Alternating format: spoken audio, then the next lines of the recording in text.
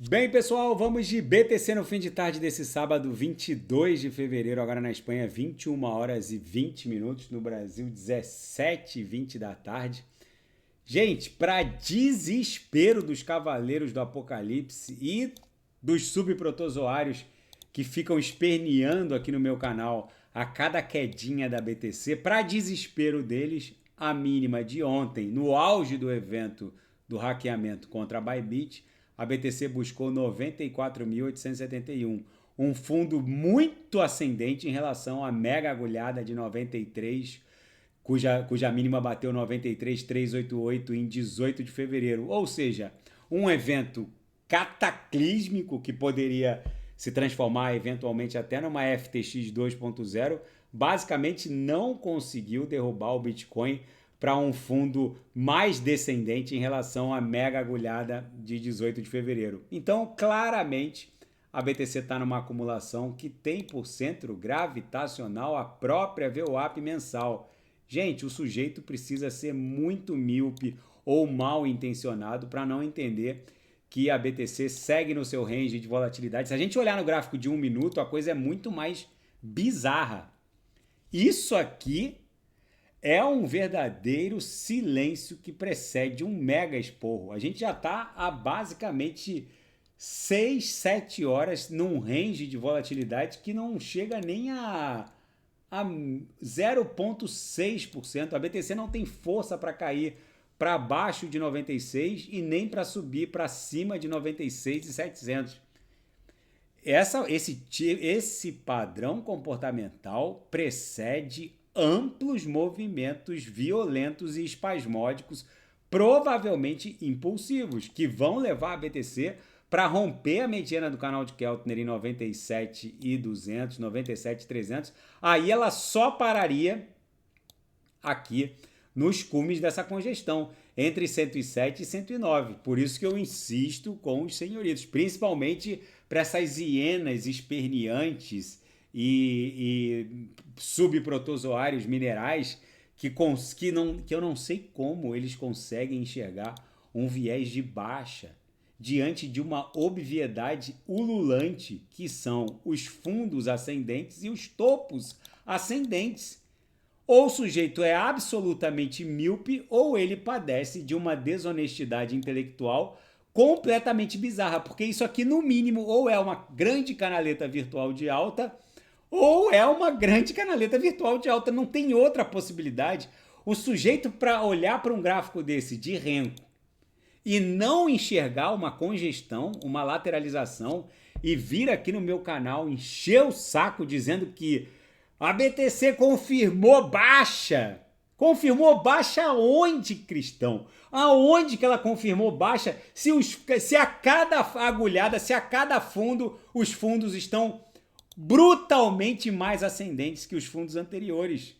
E se a gente olhar por um outro prisma, a BTC vem ostentando um padrão correcional aqui entre 20% e 25% nesse ciclo. Ó. A primeira grande corretiva, 20%. A segunda grande corretiva, em que a BTC, basicamente ali em julho de 24, chegou a fazer a mínima no dia 29 de julho, fizemos a mínima em 57, ou seja, ela caiu de 73777 para 57, que foi uma corretiva, tudo bem, chegou a 28%, foi o máximo foi o que mais se aproximou de 30%, e essa última corretiva a gente basicamente bateu 20%. Nesse ciclo, a gente está ali entre 15 e 20 e poucos por cento, chegou a bater quase 30%. No ciclo anterior, ficou entre 25 e 35%, quase 40%. A cada ciclo, o Bitcoin ostenta uma volatilidade menor na sua corrida, no seu bull run ascendente. Gente, eu volto a insistir com os senhoritos. Quem não sabe o que comprar é só clicar no link abaixo, o Gemas Altcoin Alert. O que a gente está prestes a presenciar será sim lembrado como a maior transferência de riqueza desse século. Vejam que mesmo com um evento cataclísmico desse nível, sísmico, que foi o hackeamento de 1,4, 1,5 bi de dólares, com B de Barcelona, B de Brasil, para os patrícios brasileiros, basicamente, já a maioria das altcoins de alta octanagem já voltou para um patamar pré-dump em razão do evento de hack contra a FTX, contra a Bybit. A maioria das altcoins de alta octanagem já voltou para um patamar pré-dump que antecedeu, para um patamar de preço que antecedeu o evento de hackeamento contra a Bybit.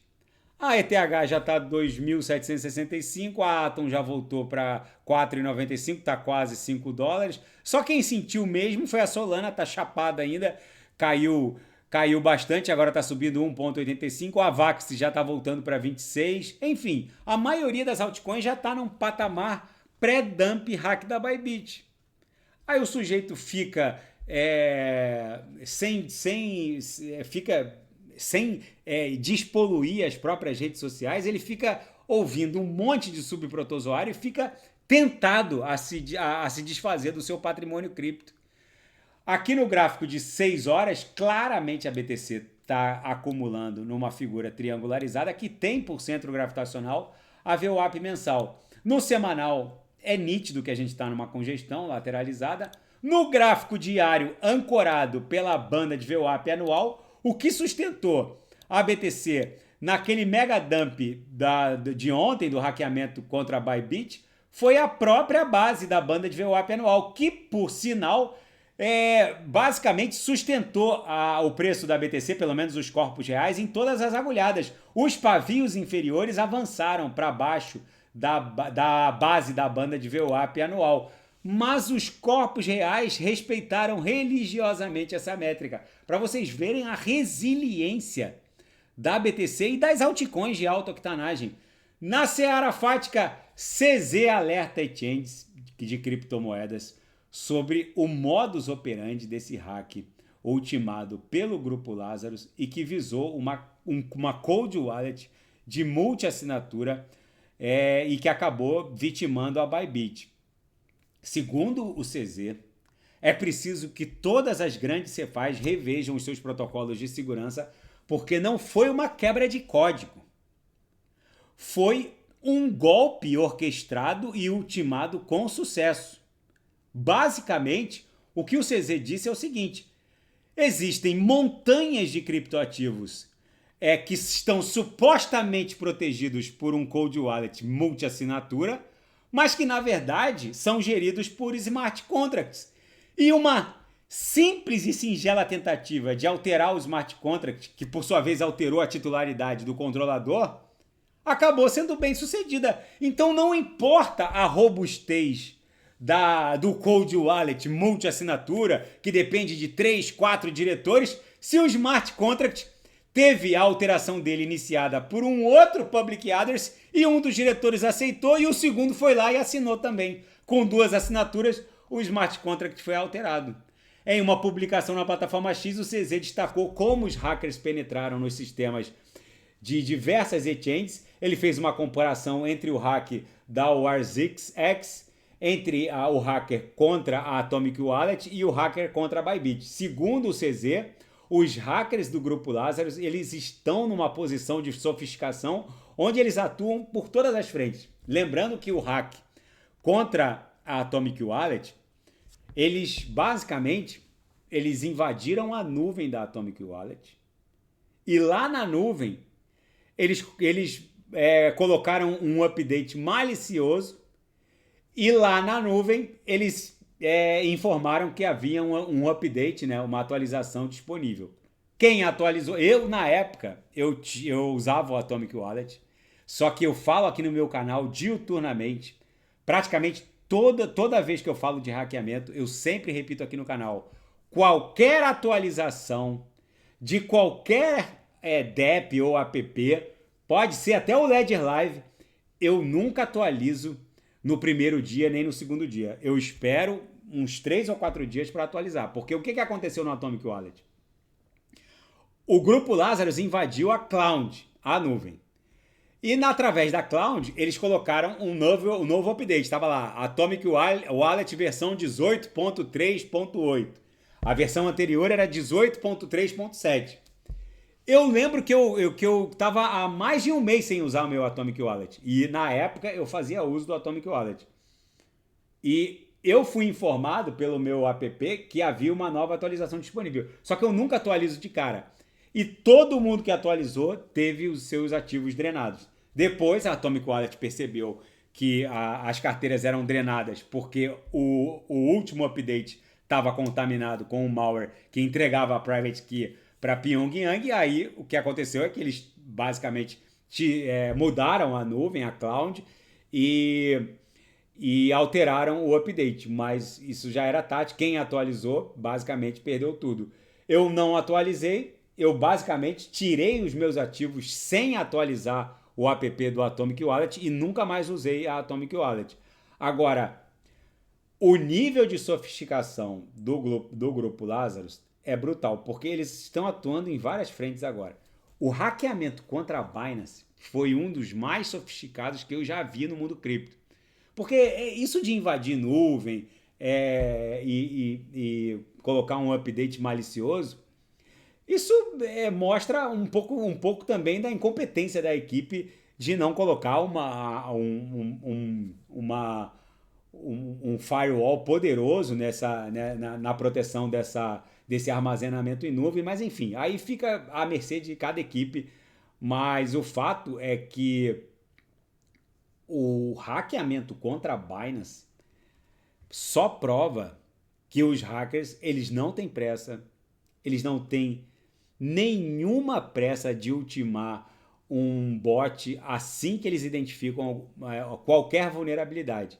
Porque quando eles drenaram 7 mil bitcoins da Binance, e eu lembro, o CZ era o CEO na época, o CZ ficou enlouquecido. A Binance só não quebrou porque eles têm um sistema que basicamente derruba a Binance do ar quando 20% dos wallets, cold e hot wallets, são drenados.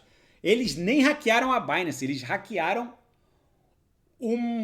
uma empresa terceirizada que presta ainda serviços de trade automatizado usando chaves de API dos usuários. Ou seja, eles hackearam a 3 comas que hospeda as chaves de API dos usuários da Binance, ofertando serviço de trades automatizados. Então eles foram lá na nuvem da 3 comas, o grupo Lazarus, e as chaves de API que a Binance oferta para os usuários operarem esse tipo de serviço de trades automatizados, as chaves de API nem dão acesso ao withdrawal, que seria o saque dos recursos, só dão acesso basicamente a negociações. Só que os hackers, como eu falei, eles são pacientes, eles não têm pressa nenhuma. Eles pegaram essas chaves de API, foram lá para os pares de menor liquidez e ficaram lá drenando, fazendo operações nos books de menor liquidez e ficaram drenando ali, porque basicamente a maioria dos pares de altcoins ostenta pares contra a BTC, 99% das altcoins que estão na Binance tem par contra a BTC, eles basicamente criavam ali liquidez no sentido contrário e iam drenando bitcoins. Quando eles ostentaram um saldo lá de 7 mil bitcoins, foram lá e sacaram. Agora, vocês podem ter certeza de uma coisa: todas as Cefais do planeta sofrem dezenas, talvez centenas de tentativas de hackeamento todo santo dia. Por isso que eu falo, lugar de custódia criptográfica não é em Cefi. Mesmo a Binance não é. Você tem que deixar ali só o necessário para o trade ali do dia a dia. Porque a máxima criptográfica, not your keys, not your coins, ou seja, se as chaves privadas não são suas, as criptos não são suas, você não tem nada. Essa é a maior máxima e é o maior axioma do mundo cripto. Not your keys, not your coins. Lugar de custodiar criptoativos é em wallets autocustodiados, onde vocês detêm as private keys. Quem quiser aprender tudo sobre autocustódia, é só clicar no link abaixo, Gemas Altcoin Wallet. Ali na imersão em DeFi, a gente oferta um apoio personalizado, se for preciso, para criar um wallet no MetaMask, fazendo uso de um Trezor, de um Ledger. Não precisa nem ser um Ledger Stacks. Eu comprei o Ledger Stacks agora, é muito bom, mas custa 300 e poucos euros. Pode ser um Ledger mais comum, um X ou um Nano, que custa um pouco mais de $100. Não precisa ser nem um cold wallet de última geração. Gente, isso vai eliminar 99% das dores de cabeça envolvendo protocolos DeFi.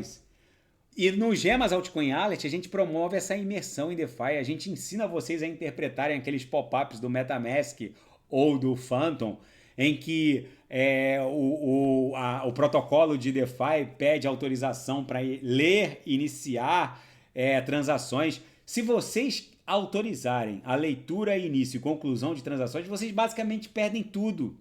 Vocês precisam saber interpretar essa interação própria do mundo das DeFis com os seus wallets. Se vocês não souberem interpretar o que um pop-up do MetaMask está pedindo, vocês basicamente serão também hackeados. Mesmo tendo um cold wallet, se vocês apertarem ali e autorizarem o início, leitura, início e conclusão de transações, vocês também terão as carteiras drenadas.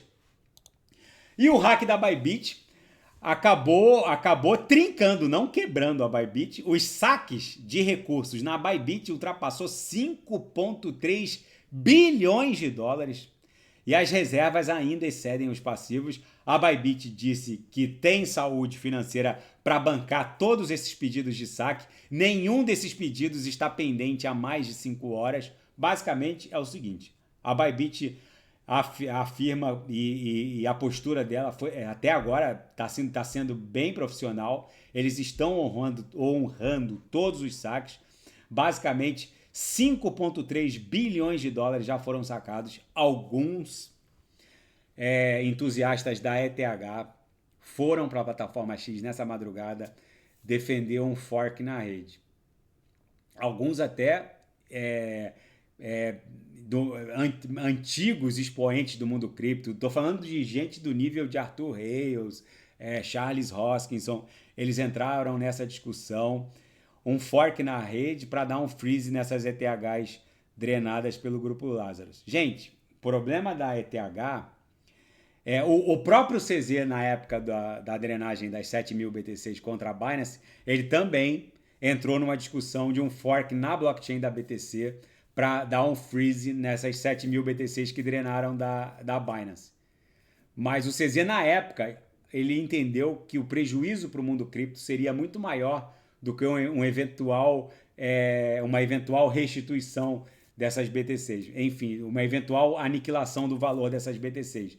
Mas a discussão central nem é essa, porque a Ethereum Foundation não tem nenhuma moral para falar de fork para dar freeze em ativos. Porque, não sei se vocês sabem, em 2016, logo após o lançamento do mainnet da Ethereum, a ETH sofreu um hack violentíssimo. Se eu não me engano, foram 3,4 milhões de Ethers que pertenciam a uma DAO, que era basicamente a gestora dos recursos da Ethereum Foundation da época.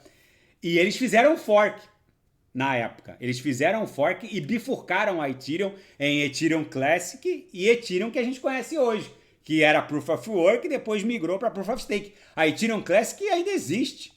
A Ethereum Classic, a ETC ainda existe. Para quem não sabe, para quem está chegando no mundo cripto agora, como na época eu estava encantado pela ETH, até hoje eu sou encantado pela ETH, a Ethereum Classic, a ETC e a ETH eram uma Ethereum só.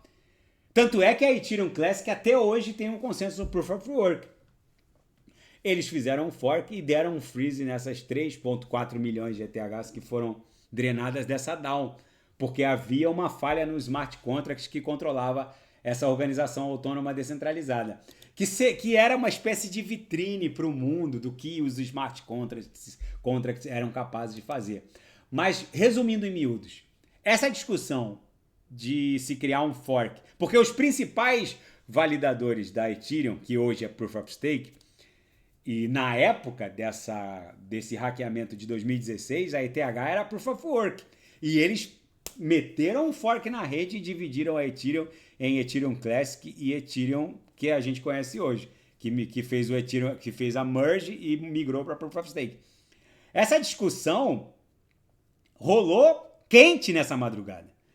mas eles entenderam que o prejuízo para o mundo cripto seria muito maior do que um eventual freeze desses ativos e tudo que adviria desse freeze. O fato, gente, é o seguinte: os hackers do grupo Lazarus já trocaram essas ETHs por STETHs, principalmente na Uniswap, e eles estão fazendo borrow, ou seja, eles estão sacando de pools de liquidez outorgadas, ou seja, eles basicamente colocam como colateral em pools de lending e fazem o borrow por endereços outorgados, ou seja, eles já estão sacando, inclusive em protocolos cross-chain, já estão sacando stablecoins algorítmicas, enfim. Basicamente, hoje, diante da sofisticação das DeFis, porque quando você saca de uma pool de lending borrow, você recebe as stablecoins algorítmicas, não estou falando nem de USDT e USDC, que são stablecoins centralizadas, ou seja, a própria Tether poderia dar um freeze lá no controlador da stablecoin. Eu estou falando de stablecoins algorítmicas, que basicamente são controladas por smart contracts. Essas não tem nem como sofrer freeze, porque são altamente descentralizadas. Então, o prejuízo para a criptografia seria muito brutal do que um eventual benefício. Mas a Ethereum nem tem moral para falar de fork, para dar freeze, porque eles já fizeram isso. Então, falar em prejuízo, na época a Ethereum basicamente quase foi a zero quando eles deram freeze, porque a comunidade entendeu que isso advogava contra a descentralização. Mas a Ethereum, depois que o mainnet estava rodando full operacional e ela criou a funcionalidade que foi a grande revolução do mundo das DeFis, que foi a emissão de tokens fungíveis, o ERC20, que gerou aquele boom de ICOs, de Initial Coin Offers, do primeiro semestre de 2017, que por sua vez criou a BNB, que era um token ERC20 na rede Ethereum, criou a Sol, que era um token ERC20 na rede Ethereum, que decorreu de um ICO muito bem sucedido na rede ETH, criou todas esses, criou a ADA, era um token ERC20 na rede ETH, enfim, criou grandes expoentes hoje do mundo do top 10 da CoinMarketCap, foram criar, a TRX era um token ERC20 na rede ETH, saíram dali, dessa mega funcionalidade que basicamente revolucionou a maneira como dados e riquezas trafegam no mundo. Agora, a Ethereum se meter nessa confusão hoje, muita gente deu risada, né? Tipo, quem não tem moral para falar de fork é a ETH, que fez um fork para salvar o próprio umbigo. Mas enfim, baleias compraram a queda da BTC e basicamente sustentaram ela ali naquele range de volatilidade de 3%. Basicamente a ETH nem sentiu, já está num patamar pré-dump ocasionado pelo hack da Bybit. Enfim, o que eu tô falando, na próxima pernada de alta da BTC, eu espero sinceramente que vocês estejam embarcados nas melhores altcoins. Na seara geopolítica e finanças internacionais, a dívida familiar das famílias norte-americanas ultrapassa 18 trilhões de dólares, com um aumento nas taxas de inadimplência batendo um recorde de 21 anos. Gente, se não houver uma mega flexibilização, um mega quantitative easing, a economia norte-americana está indo para uma espiral de depressão. Basicamente, as hipotecas ainda representam a maior parte das dívidas familiares nos Estados Unidos, chegando a 13 tri. É muito provável que essa expansão do M2, que vai acontecer a toque de caixa em muito pouco tempo, leve o Bitcoin para algo próximo a $500 milhão. E alguns analistas e economistas estão desconfiados de que o Donald Trump está executando um tal de Acordo de Mar-a-Lago. Gente, para quem não sabe, na década de 1980 e 1985, o dólar estava extremamente valorizado por conta da escalada na alta da taxa básica de juros promovida pelo Paul Volcker, que era o então chairman do Fed, presidente do Federal Reserve, e que foi obrigado a aumentar a taxa básica de juros para controlar uma inflação descontrolada, que acabou decorrendo do despegue do dólar em relação ao ouro. o Richard Nixon, basicamente, depois que a França mandou uns 8 contra-torpedeiros lá buscar toneladas e toneladas de ouro em troca de bilhões e bilhões de dólares, o Nixon basicamente entregou o ouro para a França e acabou com o despegue de 1 para 1 da onça ouro em relação ao dólar. Enfim, o que aconteceu é que depois do despegue do Nixon, o dólar começou a sofrer um processo inflacionário e o Volcker, para poder salvar o dólar, aumentou a taxa básica de juros para patamares inimagináveis e o dólar ficou muito valorizado. E com isso, havia um descompasso no comércio internacional brutal. E aí os ministros da economia de Estados Unidos, no caso dos Estados Unidos foi o presidente do Fed e o secretário do Tesouro na época, mas ali o G7, né, mandou, o Reino Unido mandou o ministro da Fazenda, de Finanças, a França também, a Alemanha Ocidental na época, não existia a Alemanha unificada ainda, o Japão, todos eles mandaram os seus representantes das finanças ou ministros da Fazenda para o Acordo de Plaza, que aconteceu no Hotel Plaza em Nova York. Coincidência ou não, em 1988, Donald Trump comprou esse hotel e o Trump, quando se elegeu em 2017, no primeiro mandato, ele vivia falando do Acordo de Plaza, que o dólar na época estava muito valorizado e que esse acordo entre cavalheiros do G7 basicamente desvalorizou o dólar e isso salvou a balança comercial norte-americana na época. O que está acontecendo agora é que parece que há um grande acordo de Mar-a-Lago acontecendo. Tem circulado, essa conversa de Mar-a-Lago tem circulado desde os primeiros dias da posse presidencial.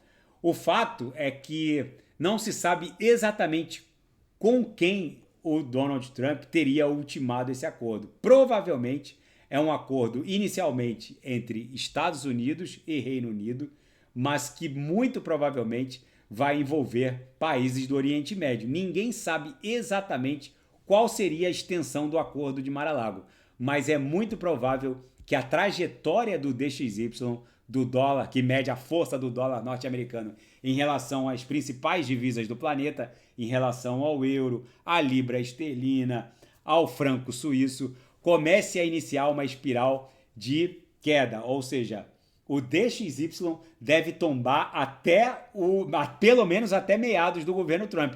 Ou seja, gente, eu volto a insistir com os senhores. Com o DXY tombando, eu espero sinceramente que os senhoritos estejam embarcados nas melhores altcoins. Quem não sabe o que comprar é só clicar no link abaixo. Gemas Altcoin Alert. Ali eu selecionei as melhores altcoins que vão performar neste ciclo. Ainda na seara fática, a FDA, que é a agência reguladora de medicamentos e alimentos nos Estados Unidos, e o seu corpo de cientistas, eles estão suplicando que a gestão do Donald Trump inclua uma grande revisão nos cientistas demitidos, já que há um claro conflito de interesses entre o titular da pasta de controle ou Departamento de Eficiência Governamental, o Elon Musk, e a FDA. Por quê?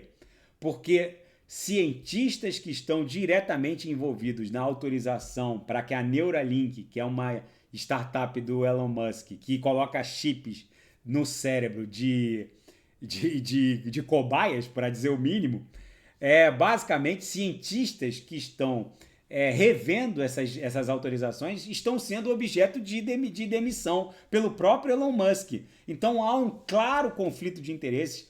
A FDA planeja recontratar 300 funcionários, nem que seja na justiça. Há um corpo de cientistas envolvido nessa conclamação da FDA. O Elon Musk lidera movimento para demitir ainda mais funcionários. Segundo o Elon Musk, esse é outro órgão cheio de parasitas e que a AI poderia substituir mais da metade. Enfim, gente, eu também vejo um claro conflito de interesses entre esse controle externo que o Elon Musk está fazendo na FDA e os seus interesses corporativos e empresariais, já que a Neuralink precisa da FDA para poder ficar colocando chip na cabeça de cobaia humana. Enfim, gente, a BTC segue acumulando, não tem como negar que nesse evento da Bybit, que foi um evento de nível sísmico, cataclísmico, próximo da FTX, mal conseguiu fazer um fundo próximo ali do fundo de 18 de fevereiro, cuja mínima bateu 93.388, a mínima do evento Bybit ficou 94.871. Agora, meus amigos, qualquer sopro é capaz de levar a BTC para 108, 109 mil dólares. Então, meus amigos, eu repito, quem não sabe o que comprar é só clicar no link abaixo, Gemas Altcoin Alert. Ali eu selecionei as melhores altcoins que vão performar neste ciclo, tá bom, pessoal? Se nada fugir do script, eu volto amanhã para analisar a própria BTC. Fiquem com Deus e quem quiser sugerir alguma análise é só colocar nas mensagens abaixo. Grande abraço, até amanhã, fiquem com Deus.